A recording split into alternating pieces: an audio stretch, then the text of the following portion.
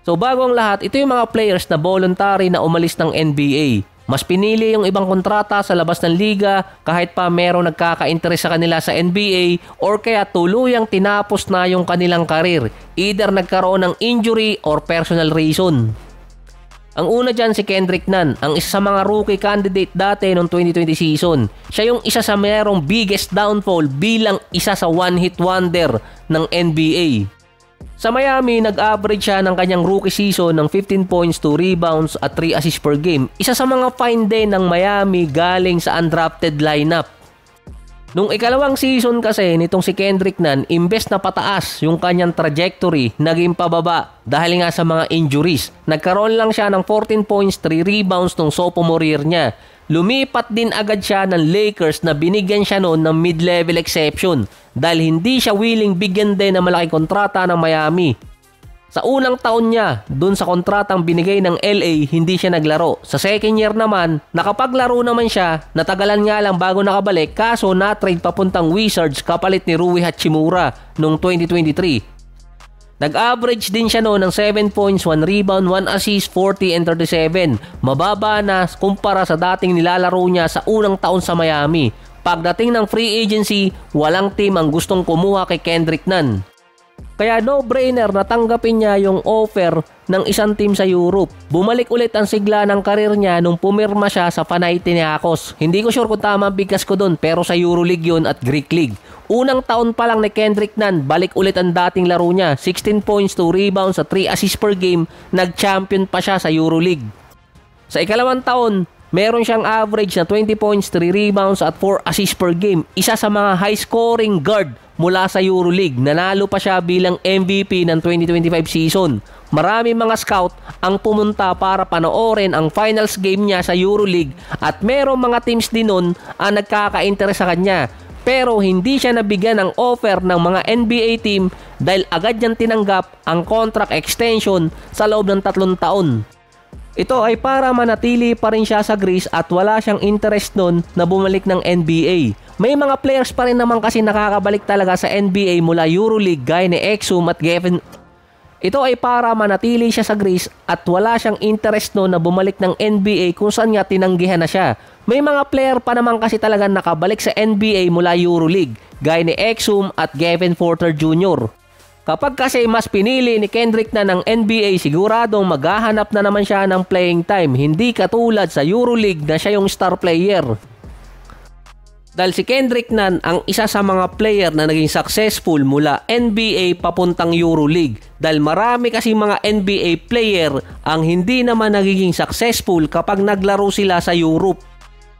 Ang isa naman sa mga top prospect papasok ng 2022 draft at pinili din naman ng Atlanta bilang number 16 si AJ Griffin. Decent number naman siya sa kanyang rookie season. Almost 9 points, 2 rebounds, 1 assist, 46 and 39%. Bago pa lang yung draft, consider na siya bilang best shooter ng class of 2022. Pagpasok nga lang ng 2024 season ang kanyang sophomore year, biglang nagkaroon ng sakit itong si AJ Griffin mula December until February. Parang ito rin yung timeline na yung tatay niyang si Adrian Griffin natanggal bilang head coach ng Bucks. Wala namang binanggit ko ng klaseng sakit meron si AJ Griffin, pero meron siya mga listed injury na matagal siya na hindi nakakapaglaro. Bigla kasi yung pagbaba na nasa 20 games na lang siya, 8 minutes, 2 points per game. Mukhang naramdaman din ng Atlanta Hawks ang pwede mangyari sa kanya kaya noong 2024 off-season, tinrade siya papuntang Houston. At noon ding September 2024, kinagulat ng iba na biglang binayout ng Rockets ang kontrata ni AJ Griffin sa dahilan na magre-retire siya. Okay lang naman na i-buyout yung kontrata ng player dahil sabihin natin magre-retire or aalis. Pero kung paano kasi binayout yung kontrata ni Griffin, $3.9 million ang guaranteed contract para sa kanya. Ito kasi yung tinanggap ng team based sa club option. Imbes na i-buyout ng Rockets ng at least 2 million hanggang 3 million ang kontrata, pumayag si AJ Griffin na $250,000. Sobrang liit nang binigay niya para i-buyout lang ng $250,000 yung kontrata niya. Literally, nag-walk away siya sa $1 million at mas pinili magpa-buyout sa mas mababa para lang makaalis sa NBA at maging ministro. Ang reason kung bakit siya nag-retire. Ito yung naging dahilan ni AJ Griffin kung bakit siya nag-walk away sa $1 million na kontrata at sa NBA para maging ministro at magsilbi sa simbahan. Katulad ng ginawa ni Darren Collison noong 2019 season, naglalaro siya sa Indiana Pacers noon. Meron siyang average na 11 points, 3 rebounds, 6 assists, 46% sa field at 40% sa 3-point area. Apat na sunod na season din na meron si Collison na at least 46 and 40%. Isa din sa mga biggest free agent nung 2019 off-season si Collison. $10 to $12 million sa makukuha sana niyang kontrata or $30 to $40 million sa loob ng 3 or 4 na taon. Nag-announce kasi agad ng retirement itong si Collison na nasa 31 years old pa lang siya. At halos nasa peak pa lang siya ng kanyang game, steady pa rin naman. Base kasi kay Collison kaya siya umalis ng NBA, itutuon niya yung kanyang oras sa pamilya at simbahan na magiging volunteer din siya. Within 2 years after ng kanyang retirement ng 2019, meron pa rin mga teams ang nakaabang sa kanya kung babalik pa rin sa liga until dumating yung 2021-22 season nang pumirma siya ng 10-day contract sa Lakers na hindi naman ulit nasundan yun. Base pa rin kasi sa report, focus pa rin si Collison sa ginagawa niya off the court na naglalaro pa rin naman siya sa G League at tinutuloy niya yung kanyang pagsisilbi sa church. Ang isa sa mga player naman na nire-respeto ni Kobe, si Brandon Roy, na sinabi niya dati na wala siyang weakness sa game. Kung si Derrick Rose ang may biggest what if ng East, ang may biggest what if naman ng West ay si Brandon Roy. Maaga din kasi natapos ang karir ni Brandon Roy, nasa 26 years old pa lang. Si Derrick Rose kasi tumagal pa siya kahit papano at nagkaroon ng chance na makabawi. Si Brandon Roy wala talaga.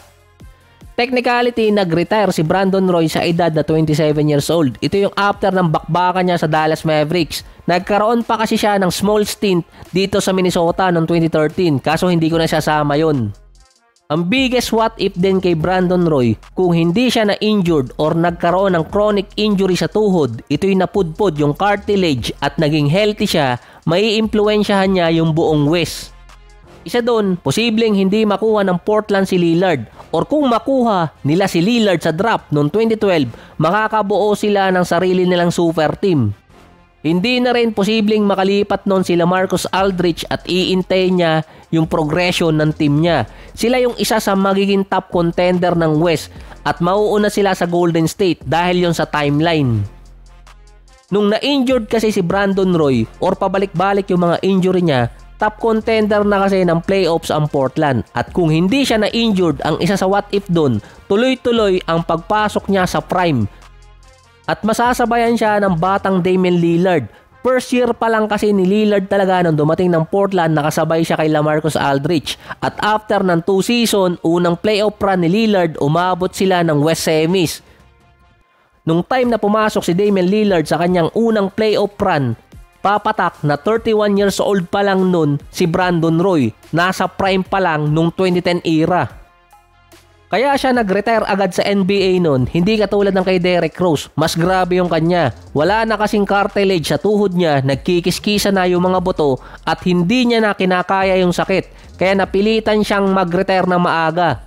Sinabihan siya ng doktor noon na kung itutuloy niya pa yung paglalaro, permanenteng damage ang makukuha niya. Parang iba pa yung kay Lonzo na kahit nagkaroon ng transplant, kapag kay Brandon Roy ginawa yon, nagkaroon na kasi ng malalang damage at hindi rin magiging katulad ng kay Lonzo.